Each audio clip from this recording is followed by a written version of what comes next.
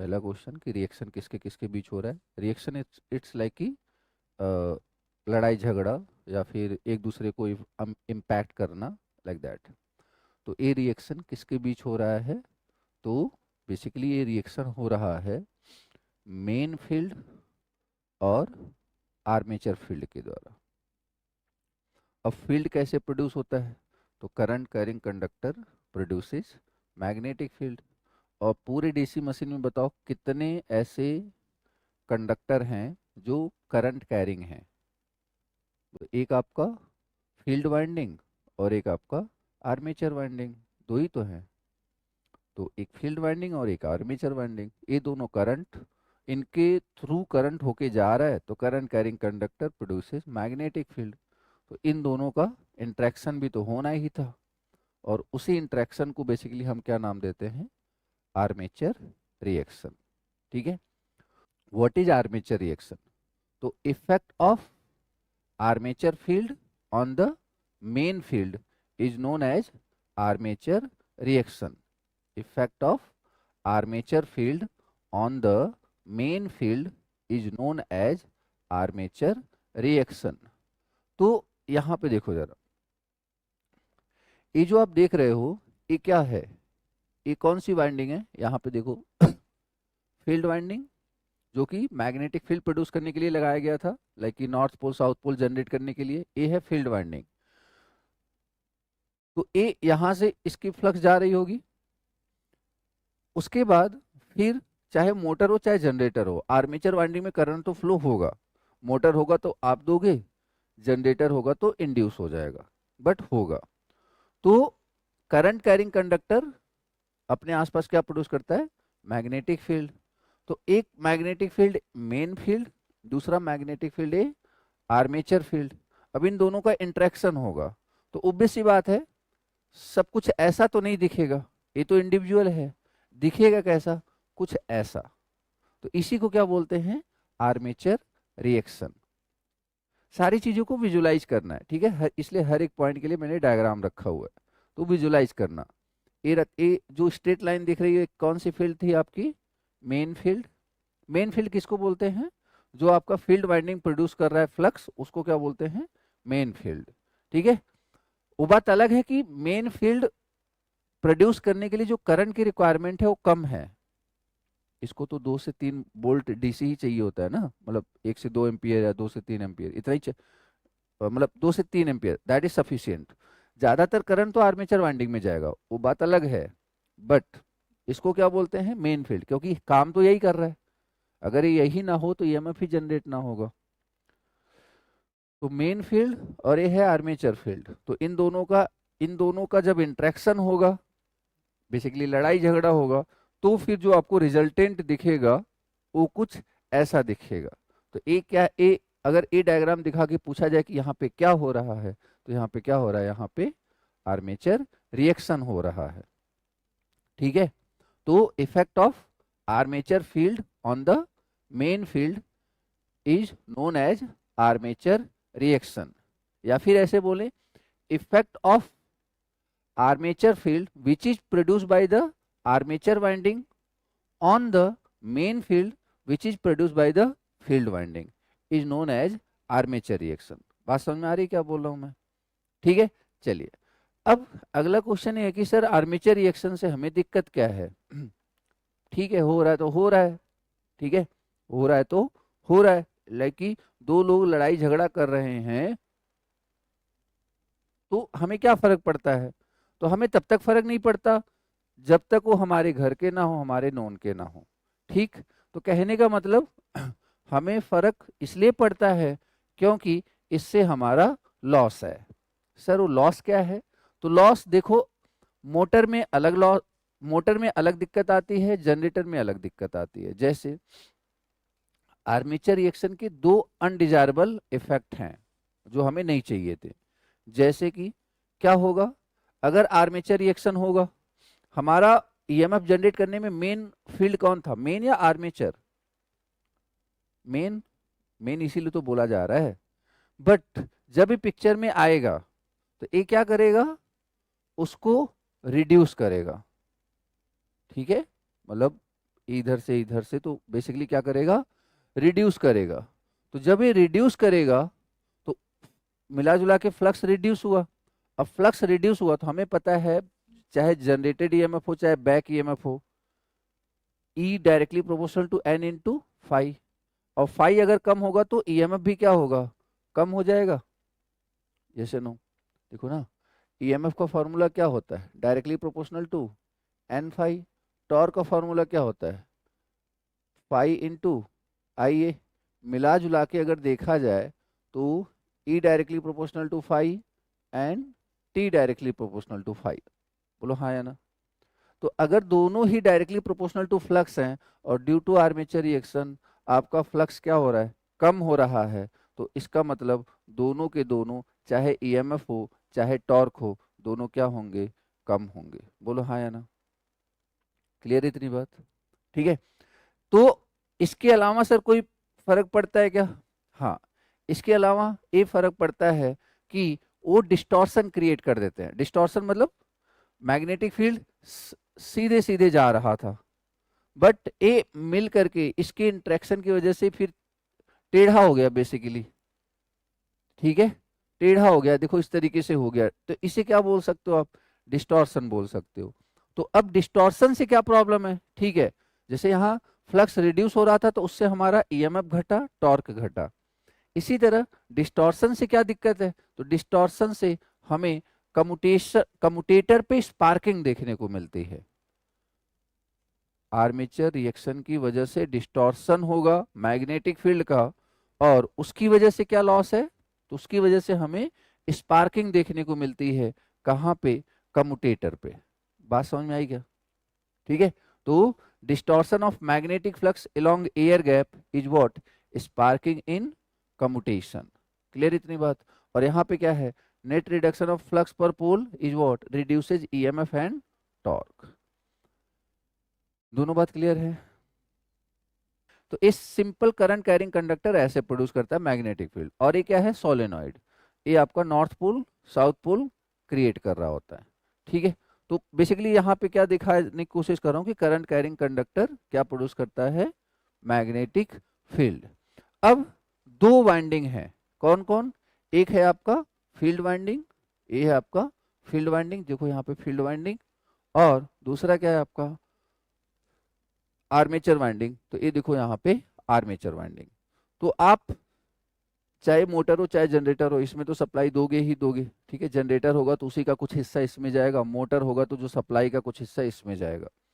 और उसी तरीके से यहाँ पे भी करंट या तो इंड्यूस होगा या तो आप दे रहे होगे, ठीक है। दे दिया आपने फील्ड वाइंडिंग में और आर्मेचर वाइंडिंग में। अब जो फील्ड वाइंडिंग है उसमें जो फ्लक्स प्रोड्यूस होगा कुछ इस तरीके से होगा कि आपने यहाँ पे करंट दे दिया होगा फील्ड वाइंडिंग में, और मैग्नेटिक फील्ड नॉर्थ से साउथ पोल तक की तरफ जा रहा होगा। तो इसको अपन क्या बोलते हैं, इसको बोलते हैं मेन फील्ड। क्या बोलते हैं इसको, इसको बोलते हैं मेन फील्ड, ठीक है। क्या फील्ड वाइंडिंग के द्वारा प्रोड्यूस किया गया है कौन सा फील्ड, मेन फील्ड। उसके बाद जब आर्मेचर कंडक्टर में करंट फ्लो होगा तो देखो जरा, अब यहाँ पे ये ध्यान दो, इसका क्या मतलब है, इसका मतलब है इनसाइड, क्रॉस का मतलब क्या होता है इनसाइड, और डॉट का मतलब क्या होता है आउटसाइड। तो जब ये इनसाइड है तो करंट ऐसे प्रोड्यूस होगा। तो बेसिकली यहाँ पे देखो करंट ऐसे प्रोड्यूस होगा, वैसे तो करंट इसका ऐसे प्रोड्यूस होगा, इसका ऐसे प्रोड्यूस होगा, इसका ऐसे, बट ये सारे कंबाइन होकर के इस तरीके से आपका कुछ दिखाएंगे। इसी तरह यहाँ पे भी देखो करंट बाहर की तरफ जा रहा है तो फ्लक्स ऐसे आएगा, तो इस तरीके से देखो यहाँ पे फ्लक्स क्लॉकवाइज है और यहाँ पे फ्लक्स क्या है एंटी क्लॉकवाइज। बात समझ में आई। एक इसका डायग्राम आप देख रहे हो, आर्मेचर वाइंडिंग के द्वारा जो मैग्नेटिक फील्ड प्रोड्यूस किया गया, अब इन दोनों का इंट्रैक्शन नहीं हुआ है, ठीक है। क्या ये आपका main field winding, main field flux, और ये आपका आर्मेचर फ्लक्स, ठीक। हालांकि इसके बिना ए हो सकता है बट इसके बिना ए पॉसिबल नहीं है, वो तो मैंने अलग से आपको दिखाने के लिए बनाया है, बट बिना इसके ये पॉसिबल थोड़ी ना है, ठीक है। क्या हाँ हो सकता है अगर क्या हो, डीसी मोटर हो और उसमें आपने फील्ड वाइंडिंग में कोई करंट ना दिया हो, तो हो सकता है, फिर तो आप इस तरीके से आपको मिल सकता है। खैर आगे देखते हैं। अब तो दोनों होते क्या हैं, मतलब दो चीजें थी, तो मेन फील्ड फ्लक्स क्या होता है और आर्मेचर फील्ड फ्लक्स क्या होता है। तो मेन फील्ड फ्लक्स कौन प्रोड्यूस करता है, फील्ड वाइंडिंग। आर्मेचर फ्लक्स कौन प्रोड्यूस करता है, आर्मेचर वाइंडिंग। तो main field is the field which is produce by the poles which is necessary for the operation, which is produce by the poles, या फिर poles, poles पे क्या लगा होगा, फील्ड वाइंडिंग। ठीक है। What is armature field? Armature field is the field which is produced by the armature conductor या armature winding due to current flowing through them. ठीक है। तो लिखना चाहते हो तो लिखो, वरना कोई दिक्कत नहीं है बेसिक सी बात कि फील्ड मेन फील्ड कौन प्रोड्यूस कर रहा है, फील्ड वाइंडिंग। आर्मेचर फील्ड कौन प्रोड्यूस कर रहा है, आर्मेचर वाइंडिंग।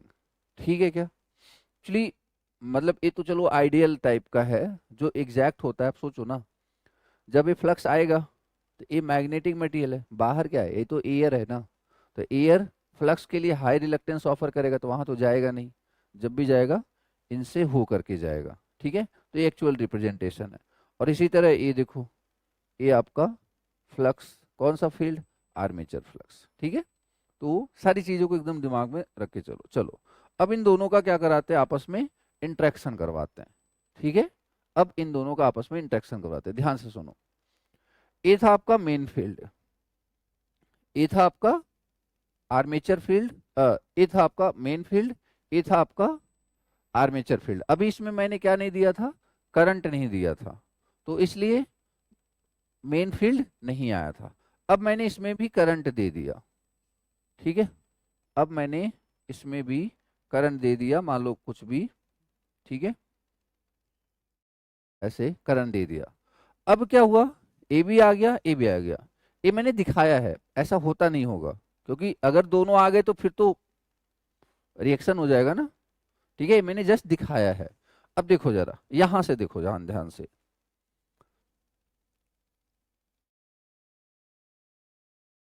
देखो, ये था आपका मेन फील्ड। ठीक, ये था आपका मेन फील्ड। देखो ये है आपका मेन फील्ड। ठीक, ऐसे जा रहा था। ओके। अब यहाँ पे जैसे ही आर्मेचर वाइंडिंग में करंट आया, एक करंट एक क्रॉस है, क्रॉस का मतलब अंदर की तरफ, तो जो फ्लक्स प्रोड्यूस हुआ होगा ऐसे प्रोड्यूस हुआ होगा। बोलो हाँ या ना। अब एक बात बताओ, जब यहाँ पे फ्लक्स आया होगा तो इसकी डायरेक्शन ऊपर की तरफ होगी, इसकी डायरेक्शन ऊपर की तरफ होगी, और यहाँ पे डायरेक्शन क्या होगी, नीचे की तरफ। बोलो हाँ या ना। तो अब मतलब ए फ्लक्स को नीचे की तरफ ले जाएगा, मतलब ए नीचे की तरफ ले जाएगा, ए इधर ले जाना चाहेगा, बट ए नीचे की तरफ ले जाएगा। मतलब आप ये समझो कि एक फ्लक्स इधर ले जाना चाह रहा है, मेन फील्ड इधर ले जाना चाह रहा है। ठीक, और जो आर्मेचर फील्ड है इसको कहाँ ले जाना चाह रहा है, नीचे की तरफ। तो इन दोनों का इंट्रैक्शन होगा तो फील्ड कहीं यहाँ पे आएगा या नहीं आएगा, बोलो। एक मेन फील्ड उधर ले जाना चाह रहा है, आर्मेचर फील्ड इधर ले जाना चाह रहा है, तो मेन फील्ड कुछ इधर, मतलब जो रिजल्टेंट होगा कहीं यहाँ पे आएगा। तो देखो, अगर ये अकेला होता तो ऐसे जाता, ये अकेला होता तो ऐसे जाता, बट इन दोनों के इंट्रैक्शन की वजह से देखो फील्ड का डायरेक्शन कुछ ऐसा हुआ। बोलो हाँ या ना। ठीक है। चलिए, तो एक यहाँ पे देखो, इस साइड देखा ना, अब इस साइड देखो, एक की डायरेक्शन इधर है, मेन फील्ड को तो इधर ही है, इसकी डायरेक्शन अगर आप ध्यान से देखो तो इधर है। यस या नो। तो इसका रिजल्टेंट कहीं यहाँ पे आएगा, यस या नो। तो देखो, जो अभी तक सिर्फ इधर जा रहा था अभी थोड़ा सा इधर गया। ठीक है। तो यहाँ पे देखो क्या हुआ, यहाँ पे मैग्नेटिक फील्ड स्ट्रांग हो गया, इस साइड, इसके इस साइड देखो, यहाँ पे मैग्नेटिक फील्ड क्या हुआ, इस पोल पे, इस पोल पे, इस हिस्से में मैग्नेटिक फील्ड आपका क्या हो रहा है, बढ़ रहा है घट रहा है, बढ़ रहा है। तो इसको बोलते हैं स्ट्रेंथनिंग। क्या बोलते हैं, स्ट्रेंथनिंग। ठीक। अच्छा, अब इधर देखिए, यहाँ पे ए वाला फ्लक्स इसको नीचे ले जा रहा था, मतलब यहाँ पे तो ए फ्लक्स इस साइड का, ए वाला फ्लक्स इसको नीचे ले जाना चाह रहा था, फिर भी ये लड़ झगड़ के फिर भी थोड़ा सा ऐसे जा रहा था, बट जैसे यहाँ पे पहुंचा, मतलब चलो ठीक है थोड़ा सा, अब ए और उसको नीचे ले जाना चाह रहा है, तो बताओ यहां से तो टोटली गायब ही हो जाएगा ना फिर ए। बोलो हाँ या ना। देखो ए इधर ले जाना, मेन फील्ड पहले बड़ी मुश्किल से इनसे निकला था, लेकिन चलो ठीक है ऐसे ना सही, थोड़ा सा ऐसे ही सही, आगे गया तो ए फील्ड भी नीचे की तरफ ही ले जा रहा है, तो ए वाले एरिया से तो मैग्नेटिक फील्ड साफ ही हो जाएगा ना फिर। बोलो हाँ या ना, बात समझ में आ रही है। तो यहाँ पे क्या हुआ, स्ट्रेंथनिंग या वीकनिंग, वीकनिंग, कमजोर हो गया। तो यहाँ पे क्या हुआ, स्ट्रेंथनिंग, यहाँ पे क्या हुआ, वीकनिंग।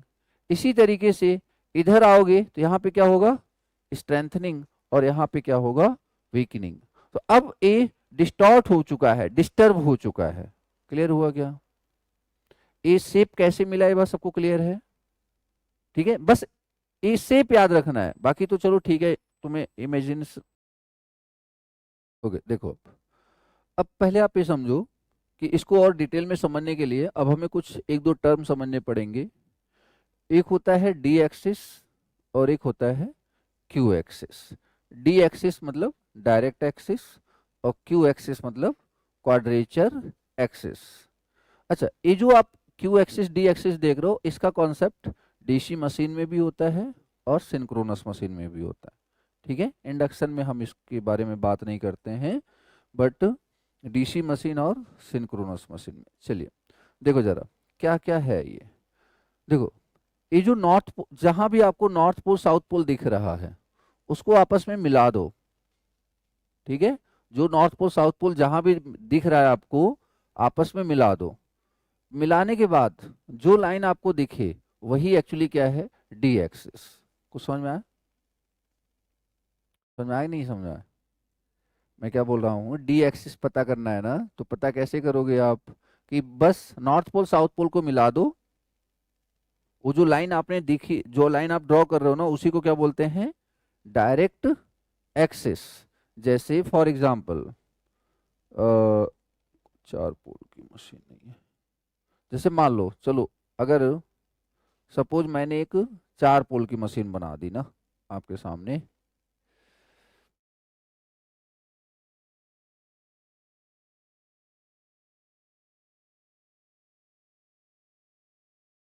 मान लो एक 4 पोल की मशीन मैंने आपके सामने बना दी, मतलब नॉर्थ पोल साउथ पोल। ठीक है, तो कैसे अपन लिखते हैं, this is north pole, this is south pole, this is north pole, south pole. ठीक है, एक मिनट यार। अब जैसे देखो यहाँ पे आप ऐसे समझो इस बात को, ए ये जो लाइन आप देख रहे हो ना, अभी पूरा नहीं मिलाओगे आप, जैसे कि ये जो लाइन आप देख रहे हो, ये आपका क्या है, डी एक्सिस। ए लाइन आपका क्या है, डी एक्सिस। ए लाइन क्या है, डी एक्सिस। ए लाइन क्या है, डी एक्सिस। ठीक है, समझ में आया, ये क्या है, डी एक्सिस। मतलब बेसिकली ये जो पोल है ना, ये जो आप पोल देख रहे हो, पोल को पोल से मिलाने वाली लाइन ही क्या होती है, डायरेक्ट एक्सिस। ठीक है, हालांकि यहाँ पे ऐसे मत देखो आप कि नॉर्थ पोल साउथ पोल नहीं दिख रहा है, बस आप ये समझो कि ये जो लाइन है ना, मैग्नेट को जो मिला रही है, मतलब फील्ड पोल को, वही क्या है, डी एक्सिस। ठीक, ओके, अब इधर आ जाओ, तो ये हो गया डी एक्सिस। ठीक, सर क्यू एक्सिस क्या है, इसी के 90 डिग्री परपेंडिकुलर। ठीक है, डी एक्सिस के 90 डिग्री एंगल पे जो बनाए, बेसिकली वही क्या होता है, क्यू एक्सिस। अच्छा, ये जो एंगल होता है इलेक्ट्रिकल होता है, ये भी याद रखना। इलेक्ट्रिकल इसलिए बोल रहा हूँ, देखो अभी तो आपको लग रहा है कि ये 90 बन रहा है, बट यहाँ पे देखो, यहाँ पे क्यू एक्सिस ये होगा, दिस इज क्यू एक्सिस। अभी अब वैसे देखोगे तो ये तो 45 ही बन रहा है ना, मैकेनिकली कितना बन रहा है 45, बट इलेक्ट्रिकली हमें पता है दो पोल के बीच में एंगल कितना होता है 180 डिग्री इलेक्ट्रिकल पोल पिच, याद करो pole pitch is always 180 degree electrical, always. तो मतलब नॉर्थ पोल और साउथ पोल के बीच में ये एंगल आपको भले दिख रहा है 90, एक्चुअली में कितना है 180 डिग्री इलेक्ट्रिकल। तो अगर ये 180 डिग्री इलेक्ट्रिकल है तो ये कितना हो जाएगा 90 डिग्री इलेक्ट्रिकल। तो जो क्वाड्रेचर एक्सिस है हमेशा डायरेक्ट एक्सिस से 90 डिग्री इलेक्ट्रिकल एंगल बनाता है। समझ में आया क्या? ठीक है, मैकेनिकल नहीं देखोगे आप। तो ए है आपका डायरेक्ट एक्सिस और ये आपका क्यू एक्सिस। तो D axis is also known as direct axis. D axis is the main field flux axis. D axis is the main field flux axis. और यहाँ क्या है Q axis is also known as quadrature axis and Q axis is the main torque producing direction. ठीक है, Q axis is the main torque producing direction. Actually हमें पढ़ना है MNA और GNA, तो उसके लिए हम तैयारी कर रहे हैं। चलिए आगे बढ़ते हैं। ओके, तो अब यहाँ पे दो टर्म हमें देखने को मिलेंगे, क्या क्या, एक होता है GNA और एक होता है MNA। तो GNA का फुल फॉर्म क्या है, ज्योमेट्रिकल न्यूट्रल एक्सिस। ठीक है, GNA पहले समझ लो फिर लिखो। देखो GNA होता क्या है, तो जो फील्ड एक्सिस है, फील्ड एक्सिस, फील्ड एक्सिस किसको बोलते हैं, field axis is also known as D axis. ठीक है, तो जो फील्ड एक्सिस है, फील्ड मतलब मेन फील्ड, जो मेन फील्ड एक्सिस है या जो डी एक्सिस है, इसके 90 डिग्री पे बेसिकली क्या होता है GNA। अब कहोगे सर ये तो क्यू एक्सिस था, क्यू एक्सिस भी होता है और इसको बेसिकली हम क्या बोलते हैं GNA। तो इसका मतलब क्या हुआ कि GNA ही क्या बोल, GNA को और क्या बोल सकते हैं क्यू एक्सिस। समझ में आ गया? तो लिख लो अब लाइन क्या है, the axis that lies normally 90 degree electrical. ये देखो इलेक्ट्रिकल लिखा है, याद रखना। अभी यहाँ पे 90 क्यों दिख रहा है फिर हमें, यहाँ पे 90 इसलिए दिख रहा है क्योंकि दो पोल लिया है हमने, चार पोल लिया होता तो हमें नहीं दिखता फिर। तो the axis that lies normally 90 degree electrical to the field flux is called as GNA। ठीक, it is always lies perpendicular to the D axis, always. ठीक है, मतलब ये हमेशा डी एक्सिस के परपेंडिकुलर ही होगा 90 degree electrical, not mechanical. This is also called as Q axis. Simple सी बात है, क्योंकि जो क्यू एक्सिस था उसकी भी डिफिनीशन यही थी कि डी एक्सिस से 90 डिग्री परपेंडिकुलर पे था। ठीक, ओके।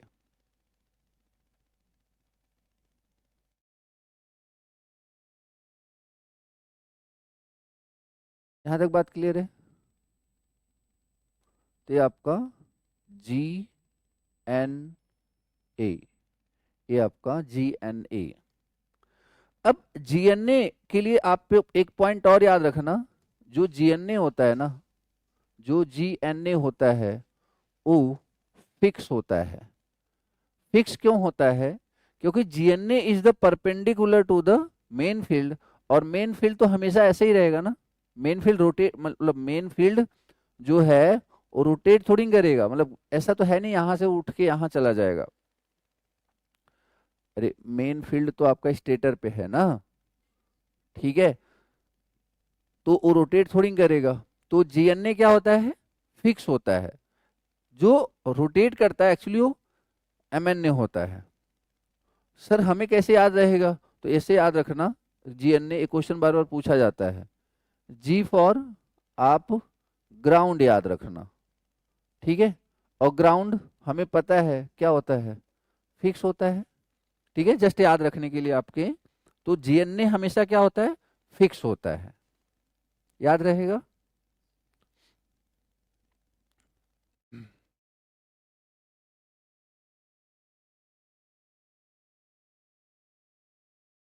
हर एक पॉइंट समझ में आना चाहिए, नहीं पॉइंट लिख करके भी कोई फायदा नहीं है बिना समझे, याद रखना इस बात को।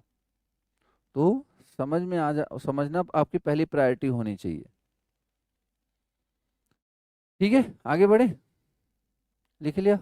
चलिए, अब बात करते हैं mNA की। पहले इसे सुन लो, सुन लो, बार बार बोल रहा हूं। mNA क्या है? Magnetic neutral axis. Magnetic neutral axis. GNA क्या था? Geometrical neutral axis. वो क्या होता था? फिक्स होता था। अब अगर हम बात करें एमएनए की, तो देखो, जो जीएनए था वो कहाँ लाई कर रहा था? 90 degree electrical to main field. But यहां पे क्या है? This is lie at 90 degree electrical to the resultant flux. बात समझ में आ रही क्या? अब सर रिजल्टेंट का मतलब क्या हुआ? जैसे देखो, आप भूल जाओ, बस आपको फील्ड दिखना चाहिए, ये वाला फील्ड दिखना चाहिए। तो एक बात बताओ, ये फील्ड है तो इसका परपेंडिकुलर तो ये आएगा, बोलो हाँ या ना। तो ये बेसिकली क्या हो गया इसका? इसका एमएनए भी हुआ, इसका जीएनए भी हुआ। देखो, ये आपको कौन सा फील्ड दिख रहा है? ये मेन फील्ड दिख रहा है। मैं बोल रहा हूं इसके अलावा कोई फील्ड है ही नहीं, तो रिजल्टेंट भी तो यही हुआ ना। रिजल्टेंट क्या होता है? मान लो फाई रिजल्टेंट क्या है? Phi main field plus armature flux. ठीक है, वेक्टर ले रहा हूं, डायरेक्शन इसी में इंक्लूडेड है। तो अगर आर्मेचर फ्लक्स है ही नहीं, इसमें करंट है ही नहीं, तो रिजल्टेंट किसके बराबर है? मेन के बराबर है। तो अगर मैं आपसे ये बोलूं कि बताओ ये क्या है, तो आप क्या बोलोगे? ये कौन सा फील्ड है?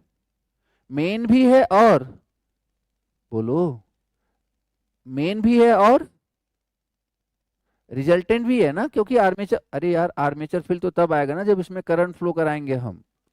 इसमें हमने करंट दिया ही नहीं है, कैसे पता नहीं करंट दिया है? देखो क्रॉस या डॉट दिख रहा है क्या? तो जब हमने इसमें करंट नहीं दिया है तो जो फील्ड आपको दिख रहा है कौन सा फील्ड है? मेन फील्ड और रिजल्टेंट। बात समझ में आई? मेन फील्ड भी यही है और रिजल्टेंट भी यही है। तो मेन फील्ड के परपेंडिकुलर जो एक्सिस होती है उसे क्या बोलते हैं? जीएनए। और रिजल्टेंट के परपेंडिकुलर जो एक्सिस होता है उसे क्या बोलते हैं? एमएनए। तो इसका मतलब एट नो लोड, या फिर हम जब आर्मेचर वाइंडिंग में करंट नहीं देंगे तो जीएनए और एमएनए दोनों सेम एक्सिस पे लाई करेंगे, बोलो हाँ या ना। बस समझ में आई? तो एट नो लोड जीएनए और एमएनए हमेशा क्या होते हैं? सेम एक्सिस पे लाई करते हैं। ठीक है, इधर सुनो ध्यान से। अब जो मेन फील्ड है, हालांकि डिस्टॉर्ट हो चुका है, बट मेन फील्ड होगा तो ऐसे ही ना। ये जो आप देख, मेन फील्ड तो ऐसे ही रहा होगा ना यार, तो इसका रिजल्टेंट तो ऐसे आएगा। मतलब जीएनए अभी भी यहीं पे है, वहीं पे है, बट मेन फील्ड और आर्मेचर फील्ड का इंटरेक्शन हुआ, और हमें पता है कि ये कुछ ऐसा आया होगा। ये किसकी डायरेक्शन बना रहा हूं मैं? रिजल्टेंट की। ये जो डायरेक्शन बना रहा हूं किसकी बना रहा हूं मैं? रिजल्टेंट की। ऐसी बात हुई थी ना, क्यों आया था ऐसा? तो अगर ये रिजल्टेंट फ्लक्स है, तो अब बताओ इसका परपेंडिकुलर क्या? इसका परपेंडिकुलर अभी भी ऐसे आएगा क्या? नहीं, इसका परपेंडिकुलर कहीं ऐसे आएगा, बोलो हाँ या ना। तो इसका मतलब एमएनए अब क्या हो चुका है? शिफ्ट हो चुका है, क्योंकि एमएनए किसके परपेंडिकुलर होता है? रिजल्टेंट के। और जैसे ही आर्मेचर रिएक्शन आएगा पिक्चर में, रिजल्टेंट अलग हो जाएगा। यस या नो? जैसे यहां पे देखो, देखो, बताना जरा, जो जो पूछ रहा हूं, इसको आप क्या बोलोगे? इसको आप क्या बोलोगे? क्यू एक्सिस भी बोलोगे और जीएनए भी बोलोगे। ठीक है, क्यू एक्सिस भी बोलोगे और जीएनए भी बोलोगे। ठीक है, चलिए, और एमएनए भी बोल दो। क्यों एमएनए? क्यों? क्योंकि आर्मेचर फ्लक्स तो है नहीं, तो रिजल्टेंट भी तो यही होगा ना। ठीक। अब दूसरा, ये आपका आर्मेचर फ्लक्स। सिर्फ आर्मेचर फील्ड के परपेंडिकुलर कोई डिफिनीशन बताई क्या मैंने आपको? नहीं, आर्मेचर फ्लक्स के परपेंडिकुलर मैंने कुछ नहीं बताया आपको। मैंने एक मेन फील्ड के लिए बताया और मैंने एक रिजल्टेंट के लिए बताया। तो रिजल्टेंट कौन सा डायग्राम दिखा रहा है आपको? First, second, third, fourth? Fourth दिखा रहा है।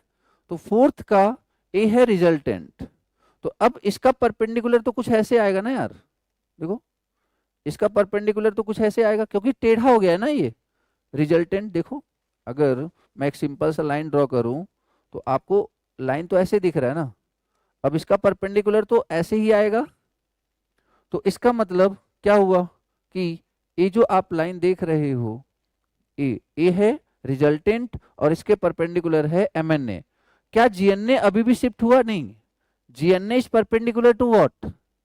Main field. तो मेन फील्ड तो अभी भी वैसे ही था ना, ये तो जो आप देख रहे हो ये तो रिजल्टेंट है, तो मेन फील्ड अभी भी वैसे ही रहा होगा। तो क्या जीएनए शिफ्ट हुआ? क्या ज्योमेट्रिकल न्यूट्रल एक्सिस शिफ्ट हुआ? नहीं। कौन शिफ्ट हुआ? एमएनए। क्यों शिफ्ट हुआ? क्योंकि वो किसके ऊपर डिपेंड कर रहा था? रिजल्टेंट के ऊपर। और रिजल्टेंट किसके ऊपर डिपेंड कर रहा है? आर्मेचर रिएक्शन के ऊपर। और आर्मेचर रिएक्शन किसके ऊपर डिपेंड कर रहा है? आर्मेचर फील्ड में फ्लो होने वाले करंट के ऊपर। आ रही बात समझ में? ठीक है, तो that is the concept of what? GNA and MNA. तो बताओ मूविंग कौन है?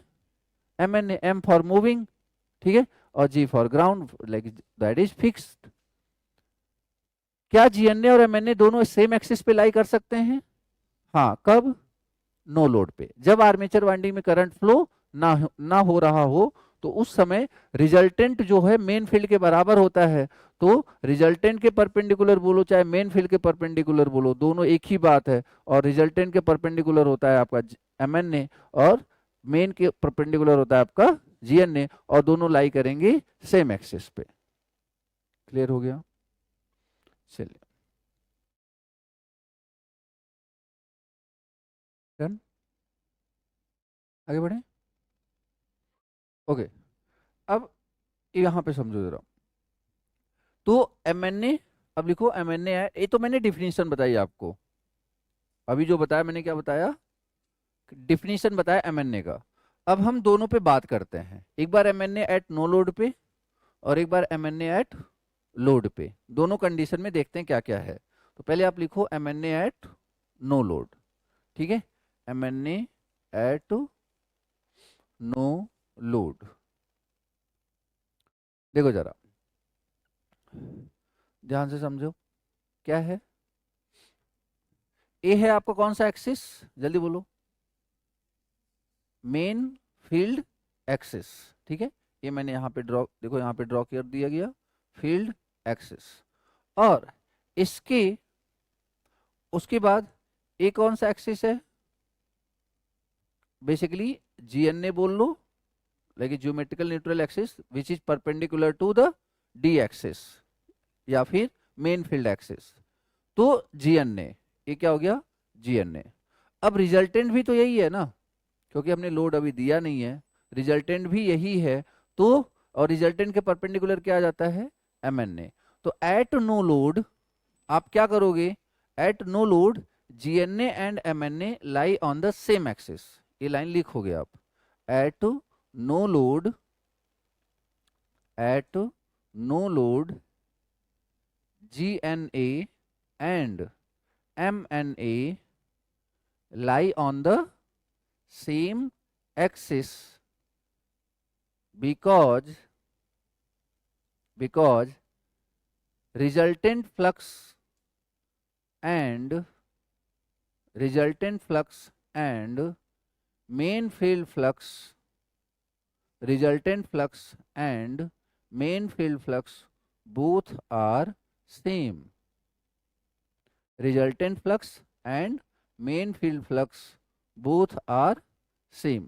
सबको क्लियर है क्या? अब आप यहां पे डायग्राम बनाओगे, देखो ये फील्ड फ्लक्स और इसी को आप क्या लिख लेना? Resultant flux. Field flux, resultant flux, और इस अब फील्ड फ्लक्स के 90 डिग्री पे क्या बोलते हैं? जीएनए, और रिजल्टेंट के 90 डिग्री को क्या बोलते हैं? एमएनए। तो ये डायग्राम आप बना लोगे। देखो फील्ड फ्लक्स, रिजल्टेंट फ्लक्स, ठीक है, ये दोनों। तो फील्ड के 90 डिग्री जीएनए और रिजल्टेंट के 90 डिग्री पे एमएनए। एक एक लाइन एकदम क्रिस्टल क्लियर होनी चाहिए, ठीक है, कोई कंफ्यूजन रखना ही नहीं है आपको।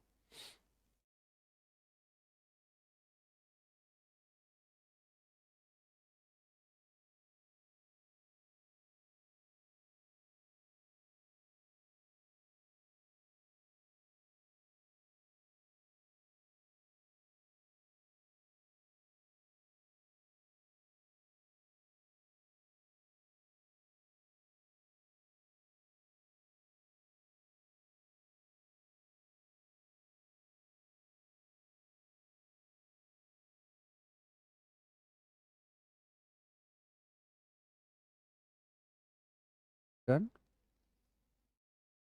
आगे बढ़े। चलिए अब किस पे बात करते हैं, एट लोड। तो M N A at load, M N A at load, ठीक है। देखो जरा, अब क्या है, सबसे पहले हमने क्या ड्रॉ किया, देखो सबसे पहले हमने ड्रॉ किया मेन फील्ड, ठीक है, मेन फील्ड हमने ड्रॉ किया।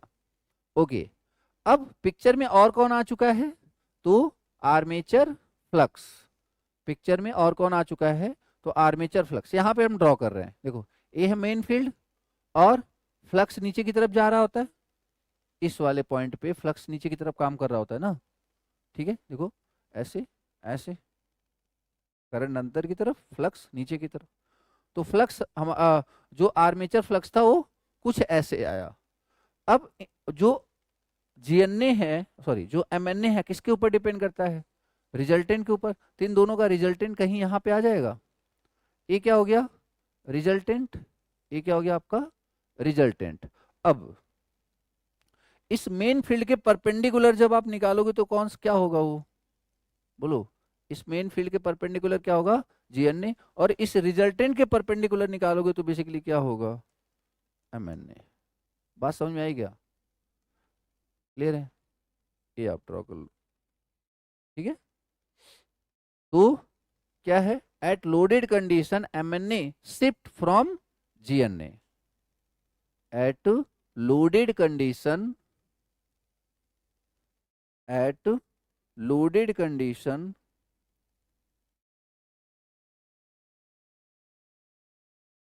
Eight loaded condition MNA shift from GNA. अब एक क्वेश्चन ये पूछा जाता है ना, एक क्वेश्चन और पता है क्या पूछा जाता है, एक क्वेश्चन ये पूछा जाता है कि एमएनए किधर शिफ्ट होता है, मतलब ये जो एमएनए की शिफ्ट होने की डायरेक्शन है जनरेटर में कैसी है और मोटर में कैसी है, मतलब उसके रोटेशन के कैसे हैं। तो पहले आप ये डायग्राम बना लो, फिर बात करते हैं।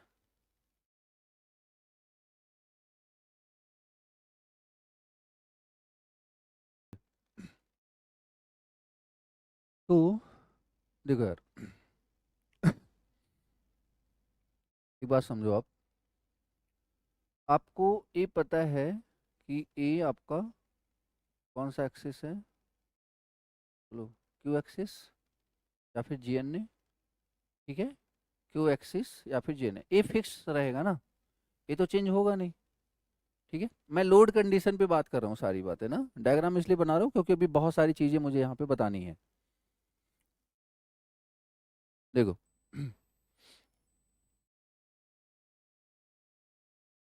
हालांकि हम वैसे ही याद कर लेंगे बाद में। अब देखो, ये नॉर्थ पोल, ये साउथ पोल, चाहे मोटर हो चाहे जनरेटर हो, फील्ड तो हमने ऐसे ही देना है, ठीक।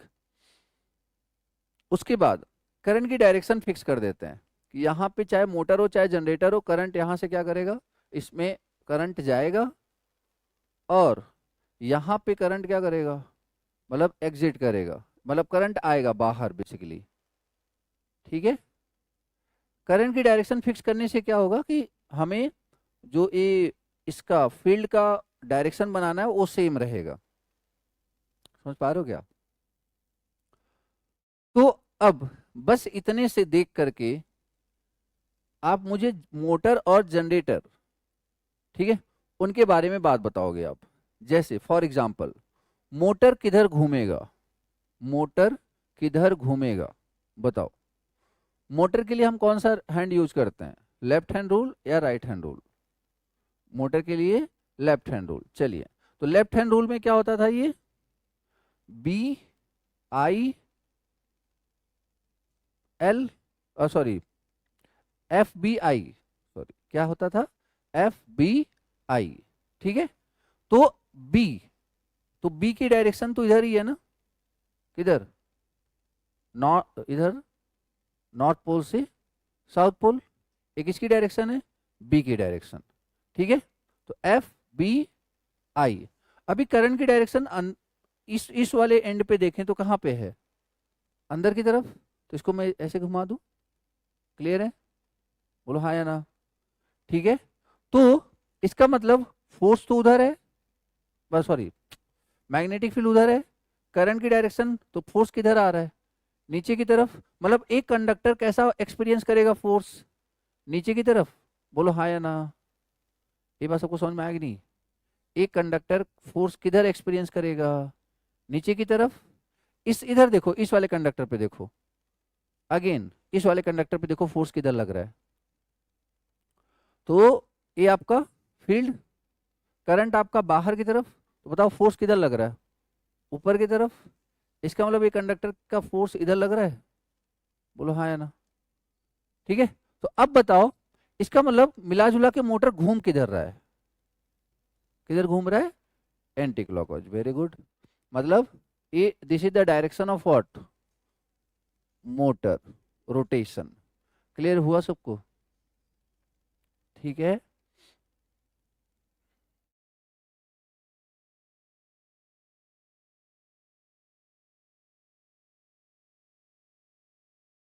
ठीक है, this is the direction of rotation of motor, direction of rotation of motor, motor rotation, motor rotation, ठीक है। तो मोटर रोटेशन की डायरेक्शन हमने निकाल ली, किधर जा रहा है, इस साइड जा रहा है, ठीक है। आगे बढ़े, ओके। अब देखो, अब बात करते हैं जनरेटर की, ध्यान से सुनना, जनरेटर की। हालांकि जनरेटर में हम किसकी डायरेक्शन निकालते हैं, करंट EMF इंड्यूस की या करंट की, यही निकालते हैं ना। और किस हैंड से निकालते हैं, राइट हैंड। तो क्या होता था कंडक्टर की डायरेक्शन, कि किस डायरेक्शन में कंडक्टर घूम रहा है, ये क्या होता था, फील्ड, और ये क्या होता था, करंट। तो नॉर्मली हमें ये पता होता था, क्योंकि जनरेटर तो हम ही घुमा रहे हैं ना, नॉर्मली हमें ये पता होता था, और ए दिया होता था, और ए हम निकालते थे। बट इस बार हमने इसकी डायरेक्शन फिक्स कर रखी है, किसकी, करंट की डायरेक्शन। मतलब हमें इस बार ये पता है, करंट की डायरेक्शन पता है। तो अब बताओ घूमेगा किधर, देखो, करंट की डायरेक्शन अंदर की तरफ, मैग्नेटिक फील्ड की डायरेक्शन उधर, तो फोर्स किधर लगेगा, ऊपर की तरफ। तो जनरेटर में कंडक्टर पे फोर्स किधर लग रहा है, ऊपर की तरफ, जनरेटर के केस में। समझना जरा, किस केस में, जनरेटर के केस में। मैं यहाँ पे लिख देता हूँ एक एक वर्ड, एक किसके लिए था, मोटर के लिए, एक किसके लिए है, जनरेटर के लिए। इधर आ जाओ, इधर आ जाओ, तो ऑब्वियस सी बात है, इधर निकालोगे तो ये किस जनरेटर के लिए नीचे आएगा, बोलो हाँ या ना। तो अब बताओ जरा, यहां पे ये किस डायरेक्शन में घूमेगा, इस डायरेक्शन में घूमेगा, direction of generator rotation.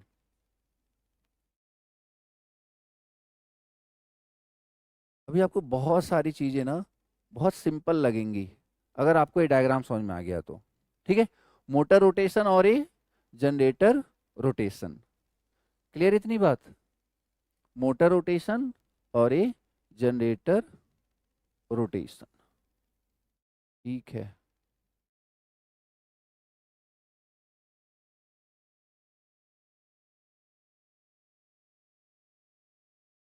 Okay, अब इसमें हम करा देते हैं क्या, आर्मेचर रिएक्शन। इसमें हम क्या करा देते हैं, मतलब like no at loaded condition है ना, तो आर्मेचर रिएक्शन करवा देते हैं। तो बताओ जरा, आर्मेचर रिएक्शन जैसा कि हमने देखा था, यहाँ पे यहाँ पे बेसिकली मैग्नेटिक फील्ड क्या हो गया था, स्ट्रांग हो गया था, ऐसे नो। तो कुछ ऐसा डायग्राम बना था क्या, ठीक है, कुछ ऐसा डायग्राम बना था। कैसे आया था ये बात हमने पहले कर ली है, तो मैं डायरेक्ट डायग्राम बना रहा हूं ना, ठीक है।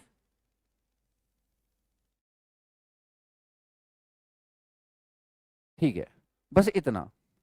अब ध्यान से सुनो, क्या क्या है।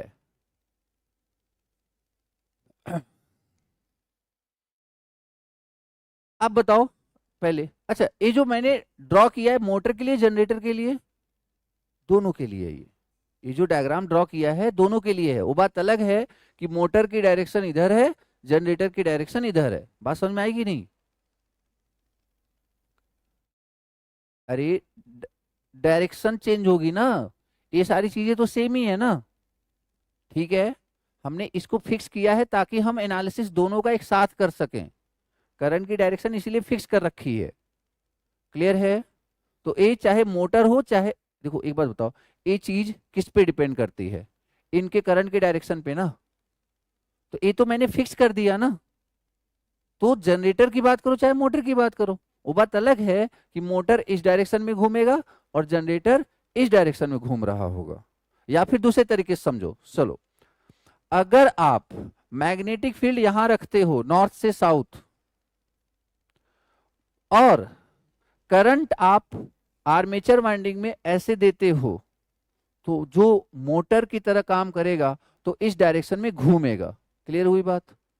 दूसरा केस, अगर आप नॉर्थ पोल यहां साउथ पोल यहां रखते हो, क्योंकि जनरेटर में आपको डायरेक्शन पहले से पता है, तो अगर आप इस डायरेक्शन में घुमाओगे, अगर आप इस डायरेक्शन में घुमाओगे तो जो करंट इंड्यूस होगा इसी तरीके से इंड्यूस होगा, मतलब इसमें अंदर की तरफ और इसमें बाहर की तरफ। अब कहोगे सर इसी डायरेक्शन में घुमा देते, तो जब इस डायरेक्शन में घुमा देते तो ये चीज आप दोनों के लिए सेम डायग्राम बना पाते क्या, फिर आपको ये वाला चीज इधर बनाना पड़ता ना।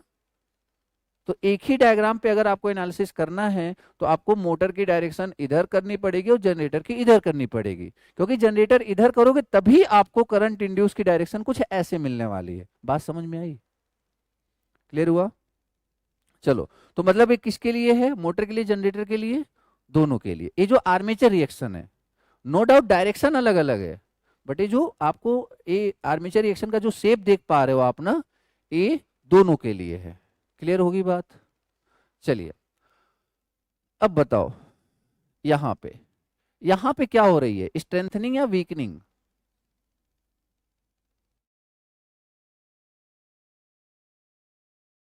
क्या हो रही है, स्ट्रेंथनिंग, ठीक है। यहां भी क्या हो रही है,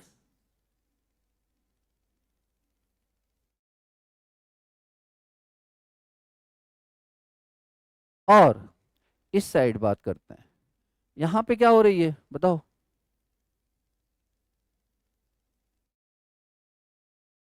वीकनिंग, ठीक है क्या, यहाँ पे आपका क्या हो रहा है, वीकनिंग हो रहा है। इस पॉइंट पे भी क्या हो रहा होगा, वीकनिंग।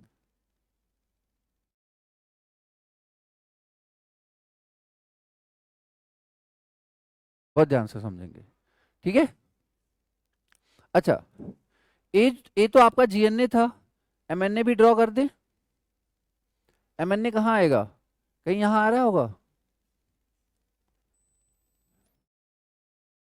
एमएनए कहीं यहाँ आ रहा होगा, ठीक है। तो this is what, this is MNA,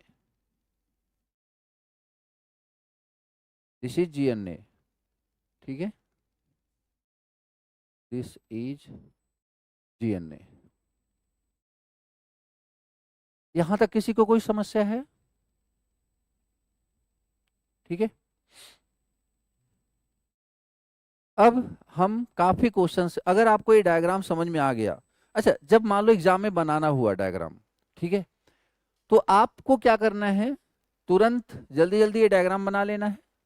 बस आपको एक चीज याद रखनी है, क्या, कि मोटर आप लेफ्ट में कर देना और जनरेटर राइट में कर देना। सर ये कैसे याद रहेगा, याद तो पहले से है, मोटर में लेफ्ट हैंड रूल लगता है और जनरेटर में राइट हैंड रूल लगता है। बात समझ में आ रही कि नहीं, बस आपको ये करना है, आप ऐसे एग्जैक्ट डायग्राम बनाना, स्ट्रेंथनिंग वीकनिंग, जीएनए यहाँ एमएनए यहाँ, सब कुछ कर देना, बस मोटर की और जनरेटर की डायरेक्शन बता देना। तो मोटर की डायरेक्शन किधर, लेफ्ट में, याद कैसे रखेंगे, मोटर में लेफ्ट हैंड रूल लगता है।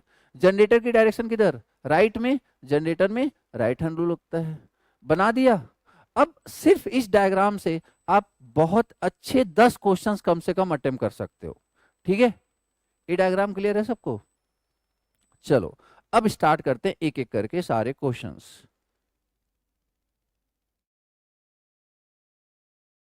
चलिए, तो क्या है, देखो पहला क्वेश्चन।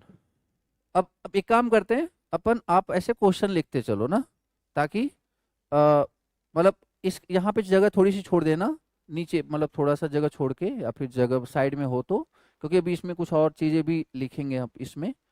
तो आप क्वेश्चन लिखो, पहला क्वेश्चन क्या है, बताओ जरा, पहला क्वेश्चन क्या है, क्वेश्चन क्या, पॉइंट वाइज करके लिखते चलेंगे। बताओ, एमएनए शिफ्ट हो रहा है, जीएनए से शिफ्ट हो रहा है, किस डायरेक्शन में हो रहा है, जनरेटर के रोटेशन के डायरेक्शन में या मोटर के रोटेशन के डायरेक्शन में। मतलब in case of generator MNA किधर शिफ्ट हो रहा है, in the direction of generator rotation. तो पहला पॉइंट लिखेंगे, MNA shift, MNA shift, MNA shift in the same direction of, MNA shift in the same direction of, MNA shift in the same direction of generator rotation, shift in the same direction of generator rotation। बात clear हुई क्या? ठीक है, दिख रहा है ना diagram से, एमएनए किधर शिफ्ट हो रहा है। सर आप कैसे पता, मतलब ए कैसे, क्योंकि देखो ये जो एमएनए का शिफ्ट होना है किस पे डिपेंड कर रहा है, डायग्राम पे। और डायग्राम हमने इसी हिसाब से बना, डायग्राम किस हिसाब से बताया बनाया है कि मोटर इधर घूम रहा है और जनरेटर इधर घूम रहा है। ठीक है, चलिए दूसरा पॉइंट बताइए, मोटर के रोटेशन के मोटर का रोटेशन किधर हो रहा है, इस साइड। तो जो एमएनए शिफ्ट हो रहा है मोटर के रोटेशन के डायरेक्शन में शिफ्ट हो रहा है या अपोजिट में शिफ्ट हो रहा है। मोटर तो इधर घूम रहा था, एमएनए किधर शिफ्ट हो रहा है, इधर शिफ्ट हो रहा है। ठीक है, तो अगला पॉइंट लिखेंगे, एमएनए शिफ्ट,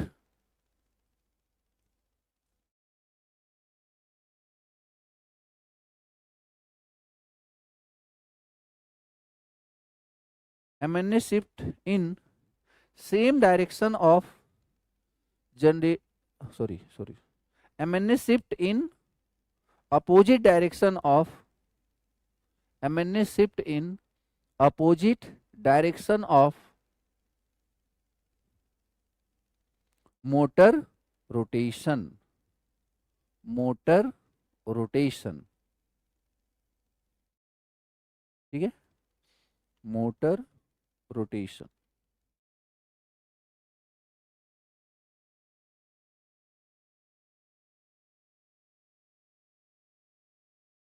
क्लियर हुआ?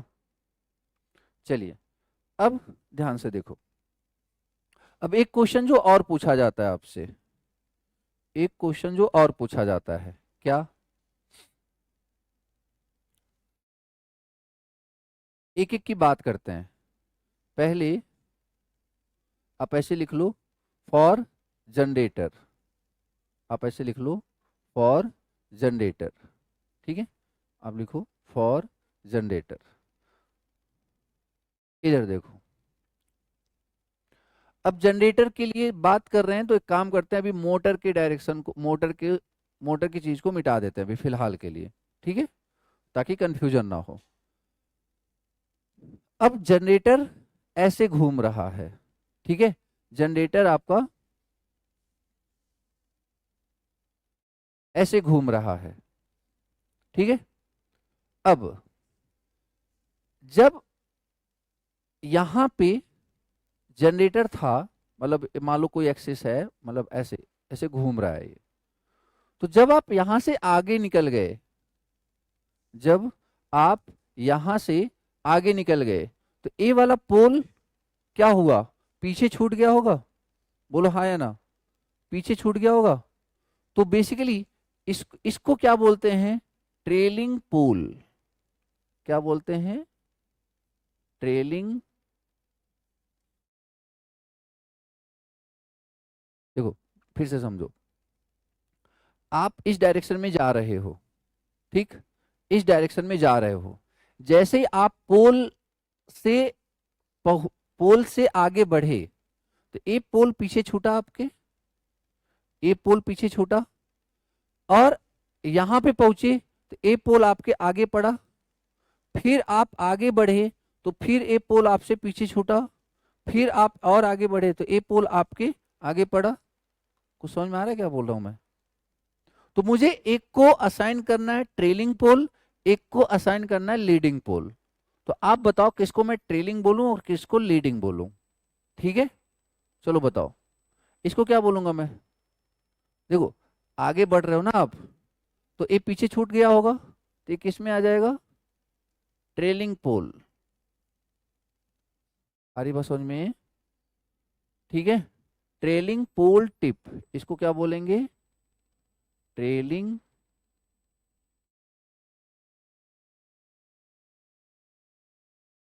Trailing pole tip. ये पोल टिप है ना, इसको क्या बोलते हैं, पोल टिप। ये कौन सा पोल टिप है, ट्रेलिंग पोल टिप। अब इधर आ जाइए, जब इस पे पहुंचे तो ये क्या है, लीडिंग पोल टिप। इसको क्या बोलते हैं, लीडिंग पोल टिप। ठीक, आगे बढ़े, बताइए इसको क्या बोलें, इसको बोलो। देखो जब आप पोल पे पहुंच रहे हो तो वो क्या हुआ, लीडिंग। जब आपसे पोल पीछे छूट रहा तो क्या हुआ, ट्रेलिंग।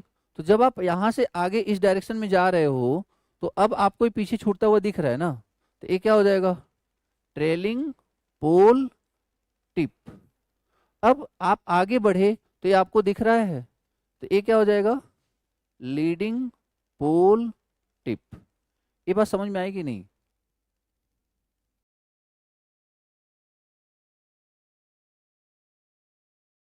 फिर आप इसको ऐसे समझो, आप सीढ़ी पे चढ़ रहे हो, ठीक है, ये आपका सीढ़ी है, आप इससे उधर जाना चाह रहे हो, तो जिस पे आप जाना चाह रहे हो क्या है, सामने का लीडिंग पोल टिप, और जिसको आप पीछे छोड़ रहे हो वो क्या हुआ, ट्रेलिंग।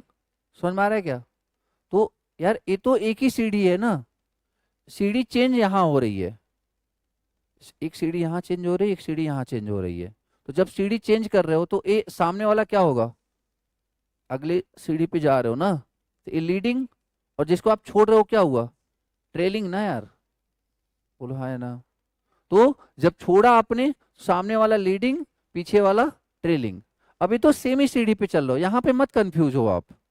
फिर आगे निकले आप, तो ये क्या हुआ, ट्रेलिंग जब आप सीढ़ी चेंज कर रहे हो, और ये क्या हुआ, लीडिंग। पोल जब चेंज हो रहा है, एक पोल पे मत देखो, आप ऐसे मत जाओ कि सर हम यहां से यहां जा रहे हैं तो ये ट्रेलिंग हो गया, पीछे छूट रहा है, ये लीडिंग हो गया, कंफ्यूज मत हो ना आप।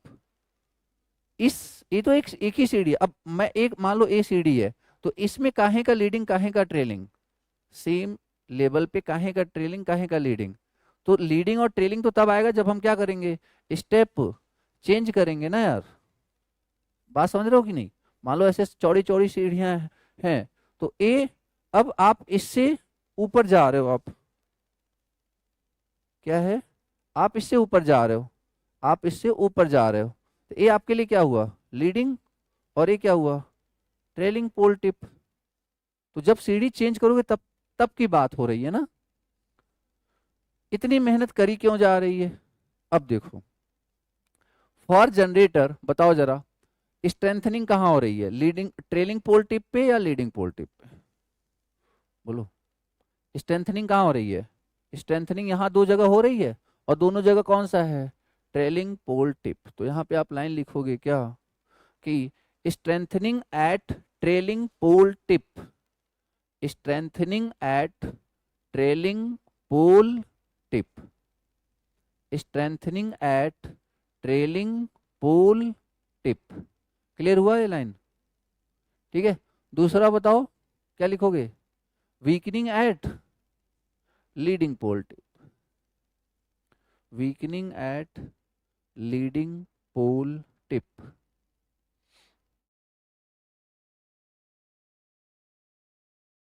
मैं जनरेटर का बता रहा हूँ, मोटर का आपको बताना पड़ेगा देख के, ठीक है।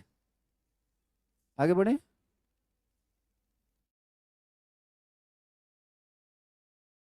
तो ये बात किसके लिए चल रही थी अभी तक, जनरेटर के लिए, ठीक है। चलो अब मोटर के लिए बात करते हैं। जनरेटर मिटा देता हूं मैं यहां से, ठीक। अब ध्यान से देखो, देखो स्ट्रेंथनिंग वीकनिंग तो फिक्स है ना, इसमें कोई दिक्कत नहीं है। अब इसमें बताओ जरा क्या सिनारियो है, देखो ये सब आप एक ही डायग्राम में बना लेना, ठीक है ना, मैं बस बता रहा हूं, देखो जरा क्या है, बोलो कौन सा लीडिंग होगा कौन सा ट्रेलिंग होगा। देखो अब ऐसे घूम रहे हो ना आप, ऐसे घूम रहे हो, अब आप एक सीढ़ी से दूसरी सीढ़ी पे जा रहे हो, तो ये क्या हुआ, लीडिंग पोल टिप। क्लियर हुआ, क्योंकि एक सीढ़ी से दूसरी सीढ़ी पे जा रहे थे ना आप, और ये क्या हुआ पीछे छूटा होगा ना, तो ये क्या हो जाएगा, ट्रेलिंग पोल टिप, क्योंकि हम ऐसे घूम रहे हैं। अब बताओ, अब ए एक सीढ़ी से दूसरी सीढ़ी पे ये क्या हुआ होगा, लीडिंग लीडिंग पोल टिप, और ये क्या हुआ होगा, ट्रेलिंग पोल टिप। अब बताओ लीडिंग पोल टिप पे स्ट्रेंथनिंग हो रहा है वीकनिंग हो रहा है, बोलो बोलो। लीडिंग पोल टिप पे क्या हो रहा है, स्ट्रेंथनिंग, किसमें, मोटर में, ठीक है। तो लिखो for motor, for motor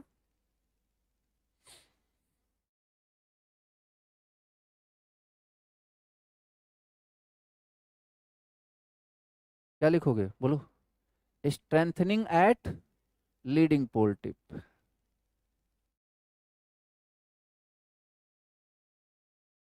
strengthening eight leading pole tip.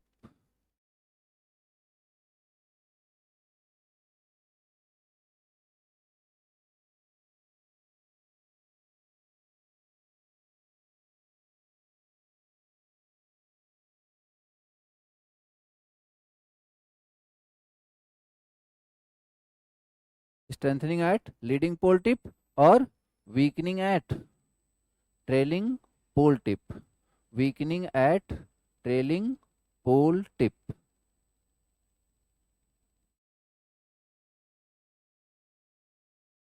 आप चाहे तो मतलब अब ये जो चीज बनाई गई ना, आप इसको जल्दी जल्दी में बना सकते हो ताकि आपको बाद में कंफ्यूजन ना हो। जल्दी मतलब पूरा नहीं बनाना है फिर ना, आपको अपने काम की चीज बनानी है। ये बनाया, उसके बाद स्ट्रेंथनिंग वीकनिंग बना देना, और फिर मोटर की डायरेक्शन दिखा देना, एलपीटी टीपीटी एलपीटी टीपीटी। तो ये आपके फ्यूचर के लिए ठीक रहेगा, कंफ्यूज नहीं होगे फिर आप। एक को तो आप उसी डायग्राम में दिखा सकते हो, लेकिन बट वही है कि कंफ्यूजन ना हो जाए।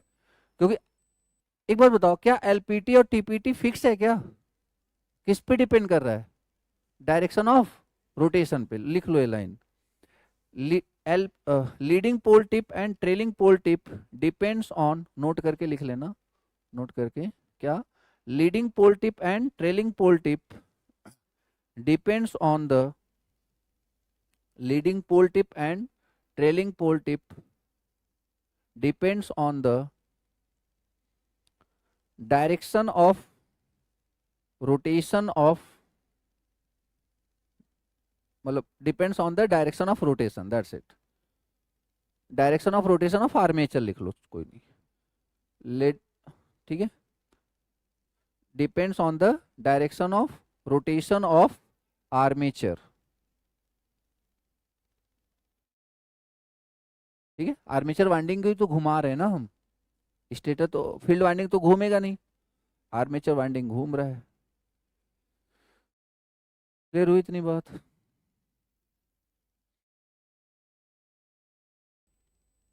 About what? Armature reaction. अब यहाँ पे क्वेश्चन बनता है कि आर्मेचर रिएक्शन को कम कैसे करें। ठीक है, तो methods to reduce armature reaction, methods to reduce armature reaction क्या क्या है? तो फिलहाल आज मेथड देख लेते हैं, एक एक को एक्सप्लेन कल करेंगे। ठीक है, तो क्या क्या है? हाई रिलक्टेंस पोल टिप, दूसरा रिडक्शन इन आर्मेचर फ्लक्स, तीसरा स्ट्रॉन्ग मेन फील्ड फ्लक्स, और चौथा इफेक्ट ऑफ ब्रश शिफ्ट, पांचवा, या इफेक्ट ऑफ ब्रश शिफ्ट मत लिखना, बाई मूविंग ब्रश शिफ्ट। ठीक है, बाई मूविंग ब्रश शिफ्ट। ठीक है, इंटरपोल्स, और ये आपका कंपनसेटिंग वाइंडिंग। ठीक है, तो एक एक को एक्सप्लेन करने में